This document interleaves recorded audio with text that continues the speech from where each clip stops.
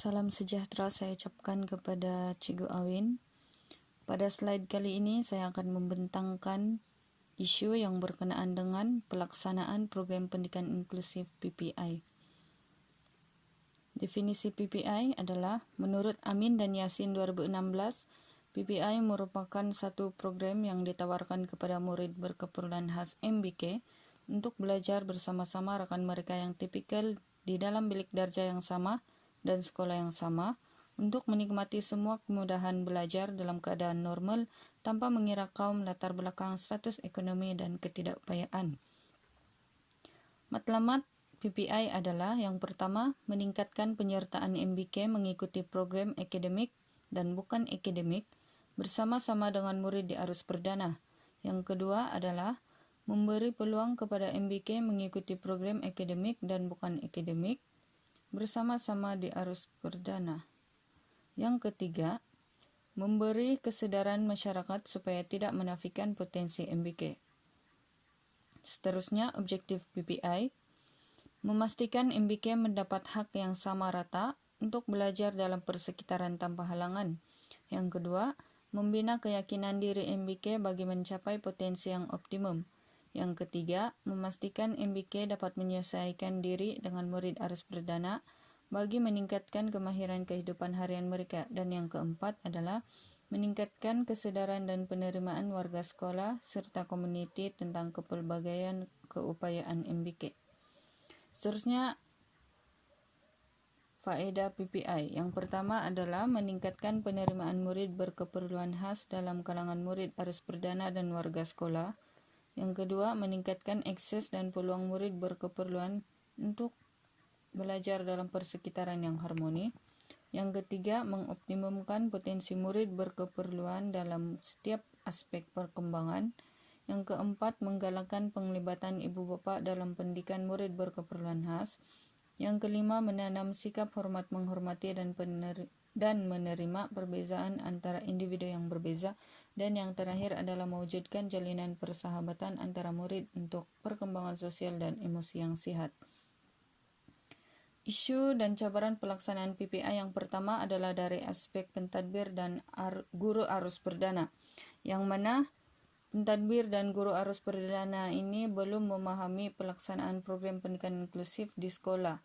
Seterusnya, pentadbir dan guru arus perdana ini mengatakan bahwa kesediaan dan pengalaman mengendalikan murid berkeperluan khas semasa sesi pengajaran dan pembelajaran ini masih belum berada pada tahap yang baik.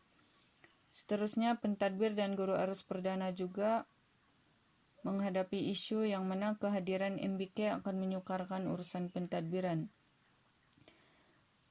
Antara tinjauan literatur yang didapati berkenaan dengan isu ini adalah, menurut Cahabra 2010, guru aliran perdana masih belum bersedia dan berasa takut untuk menerima murid berkeperluan khas dalam kelas mereka dan menunjukkan sikap yang negatif terhadap pelaksanaan pendidikan inklusif.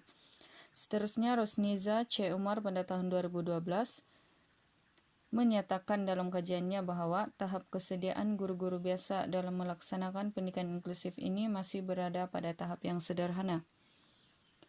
Seterusnya, kajian Hamdan dan Husin pada tahun 2013 yang bertajuk Persepsi Guru Aliran Perdana Terhadap Inklusif menyatakan bahwa 53% daripada responden kajiannya mengatakan mereka itu, yaitu pentadbir dan guru aliran perdana, sangat memerlukan latihan khusus untuk mengajar pelajar pendidikan khas.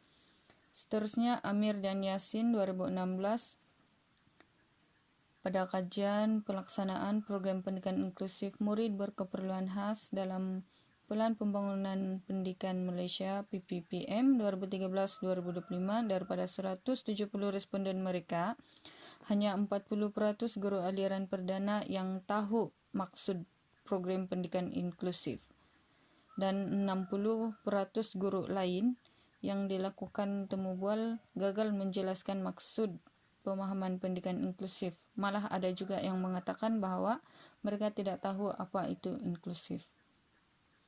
Jalan penyelesaian kepada isu ini adalah menyediakan kursus kepada pentadbir dan guru arus perdana berkenaan dengan PPI. Hal ini menurut Mustafa Amin 2017 yang ada menyatakan dalam kajiannya betapa beliau menekankan perlunya guru yang terlibat dengan pengajaran PPI diberikan motivasi dan pemahaman yang jitu berkaitan MBK. Selain itu, Sharma, Simi, dan Forlin pada tahun 2015 menyatakan bahwa penting untuk menyediakan guru dengan pengetahuan, kemahiran, dan pemahaman tentang inklusif supaya mereka dapat memainkan peranan yang berkesan di sekolah. Isu dan cabaran pelaksanaan PPI yang kedua adalah dari aspek infrastruktur, yang mana untuk melaksanakan PPI ini sekolah akan perlu menyediakan infrastruktur yang baik secara fisikal, contohnya kelas yang kondusif dan kemudahan yang mesra untuk MBK. Selain itu, sekolah juga akan memerlukan peralatan sokongan untuk memudahkan MBK belajar.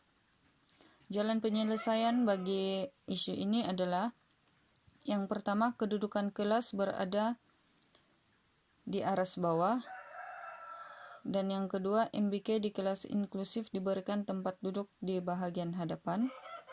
Yang ketiga, menyediakan tandas mesra OKU berhampiran dengan kelas inklusif.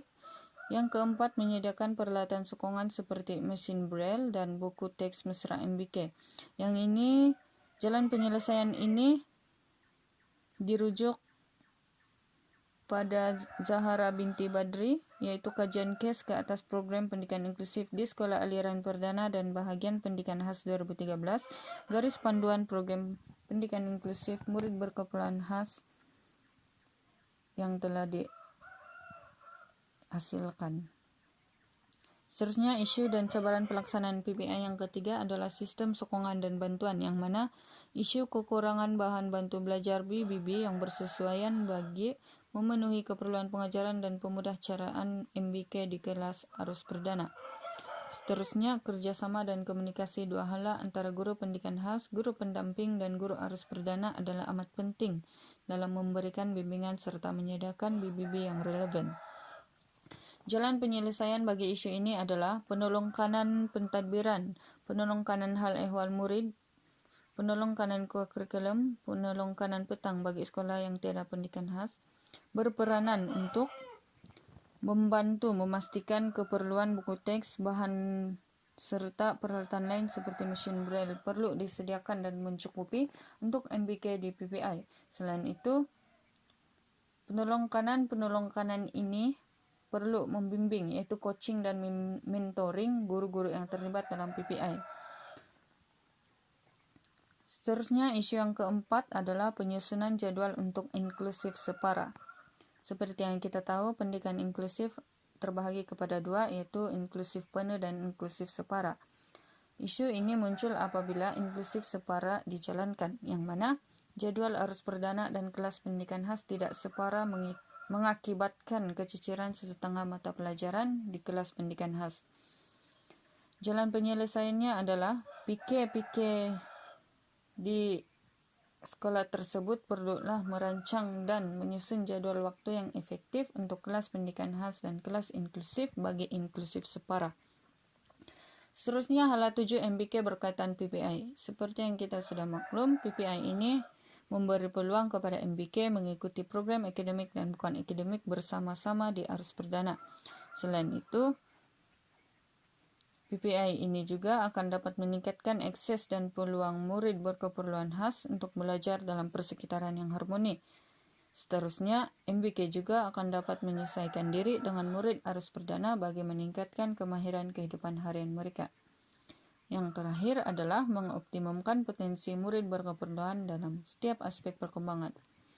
Secara ringkasnya, terdapat banyak kebaikan yang dapat diperoleh oleh MBK jika PPI ini dilaksanakan.